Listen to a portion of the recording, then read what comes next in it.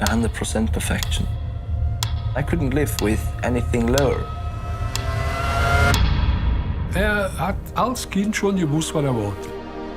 Wir sind immer mit den billigsten Mitteln gefahren, die möglich waren. Und wenn andere Reifen weggeschmissen haben, dann habe ich sie mir wieder aus der Mülltonne rausgeholt und habe sie bei mir draufgetan und habe damit Rennen gewonnen. Ich habe einfach gespürt, dass der was Besonderes ist. Das ist halt, ja, das ist mein Papa und ich bin froh, dass es mein Papa ist.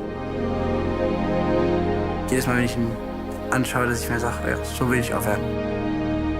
Ich glaube, das mentale Starke, das hat er einfach. Extrem stark, zeigt er mir auch heute, jeden Tag eigentlich, wie stark der ist.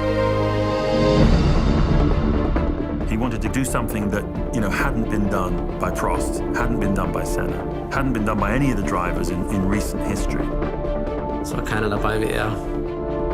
I got such a strong impression of how hard Michael was willing to work. And that transformed the team.